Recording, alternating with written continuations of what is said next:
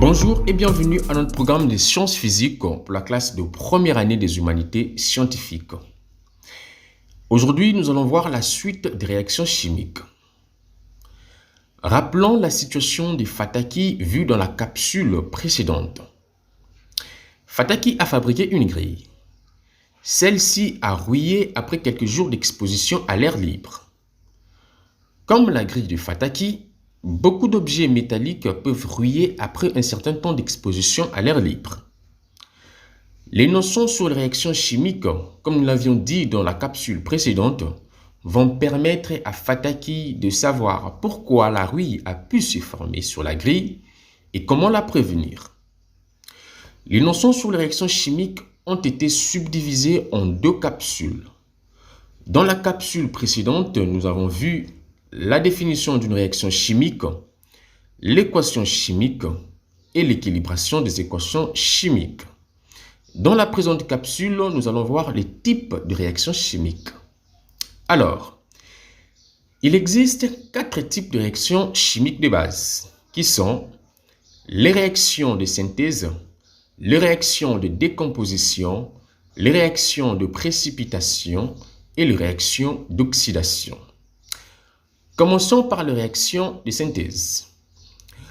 Dans une réaction de synthèse, deux réactifs se combinent pour former un seul et nouveau produit.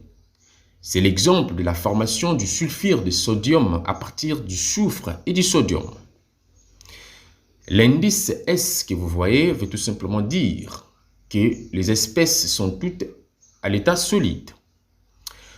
Remarquez que nous avons deux réactifs et un seul produit qui se forment. C'est donc une synthèse. Les deux réactifs que nous avons dans cet exemple sont deux éléments chimiques. Mais on peut aussi avoir un élément et un composé ou deux composés. C'est l'exemple de la réaction entre l'oxyde de magnésium et le trioxyde de soufre. D'accord? Voilà, réaction de décomposition maintenant. Dans une réaction de décomposition, un composé chimique se divise en composés plus simples ou en atomes. C'est l'exemple du carbonate de calcium ou la craie qui peut se décomposer en dioxyde de carbone et en oxyde de calcium, comme vous pouvez le voir.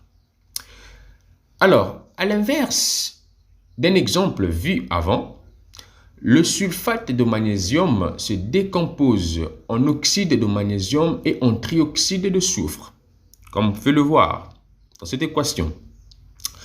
À partir de cet exemple, remarquez que la réaction de décomposition est l'inverse de la réaction de synthèse et vice-versa. D'accord? Alors, réaction de précipitation maintenant.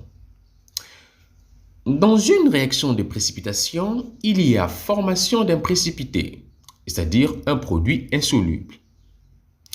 C'est l'exemple de la formation du chlorure d'argent, un précipité blanc issu de la réaction entre le chlorure de sodium et le nitrate d'argent, comme on peut le voir.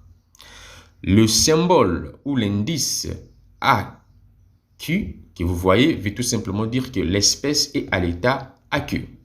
D'accord? Réaction d'oxydation maintenant. L'oxydation est une transformation chimique impliquant de l'oxygène ou une substance ayant les mêmes propriétés. C'est l'exemple de la réaction de respiration dans laquelle les cellules utilisent le dioxygène présent dans l'atmosphère pour produire de l'énergie, comme vous pouvez le voir dans cette équation. D'accord? Alors, la rouille s'est formée à partir de l'oxydation du fer par le dioxygène en présence de l'eau ou de l'humidité. Elle contient essentiellement de l'oxyde ferrique. D'accord? Comme on peut le voir dans cette équation. D'accord? Alors, voilà donc la réaction chimique qui est à la base de la détérioration de la grille de Fataki après exposition de celle-ci à l'air, celui-ci contenant entre autres le dioxygène et l'eau. D'accord? Alors, pour prévenir la rouille, Fataki opte pour l'utilisation d'une peinture anti-rouille, un produit qu'on peut acheter au marché destiné à protéger les surfaces métalliques contre la formation de la rouille.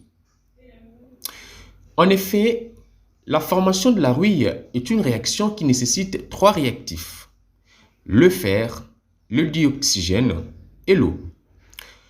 La couche de peinture anti-rouille va permettre d'isoler le matériau de fer du reste. Alors, avant d'appliquer la peinture anti-rouille, la préparation du support est nécessaire. Cela consiste à enlever les écailles de rouille à l'aide d'une brosse métallique, à poncer les surfaces lisses avec le papier de verre, à éliminer la poussière et la graisse de l'objet métallique et à rincer l'objet et laisser sécher. D'accord? Par la suite, vous pouvez alors y appliquer la peinture anti-rouille. Lisez toujours sur la boîte de peinture pour plus de détails sur les conseils d'utilisation. Voilà, c'est tout pour cette capsule sur les réactions chimiques. Au revoir et à la prochaine capsule où nous allons parler des fonctions chimiques.